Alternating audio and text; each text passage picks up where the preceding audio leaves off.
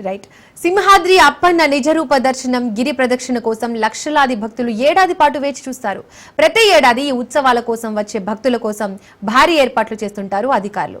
కొన్ని పొరపాట్లు జరుగుతున్నా ఇబ్బందులు ఎదురైనా స్వామిపై భక్తి విశ్వాసంతో దర్శించుకునేందుకు ఏటేటా భక్తులు పెరుగుతున్నారు. అయితే చరిత్రలో లేని విధంగా 2025 చందనోత్సవంలో అపశృతి దొర్లింది. గోడ కూలి 7 భక్తులు మరణించారు. దేవాలయ చరిత్రలోనే ఇలాంటి దుర్ఘటన జరగడం తొలిసారి. ఆ ప్రభావం ఆషాఢ శుద్ధ పున్నమి నాడు జరిగే గిరి ప్రదక్షిణ మీద ఉంటుందేమోనని గిరి ప్రదక్షిణకు వచ్చే భక్తులు సంశయపడుతున్నారు.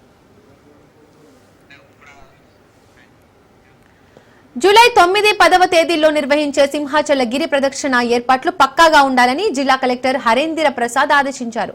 గత అనుభవాలను దృష్టిలో ఉంచుకొని భక్తులకు ఎలాంటి అసౌకర్యం తలెత్తకుండా చూడాలన్నారు.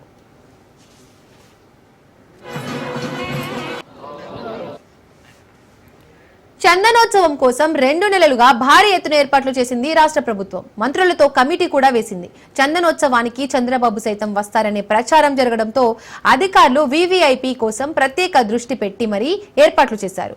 నిత్యం పరిశీలన అంటూ హోంమంత్రి, ఇన్ఛార్జి మంత్రి తరచూ వస్తూ దేవాలయంలో సమీక్షలు చేసేవారు.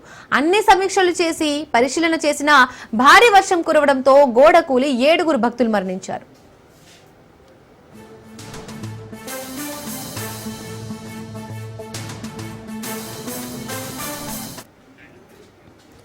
ప్రోటోకాల్ దర్శనాలు జరుగుతున్న సమయంలో హోంమంత్రి అక్కడే ఉండడంతో వెంటనే సంఘటనా స్థలానికి చేరుకుని పరిశీలించారు.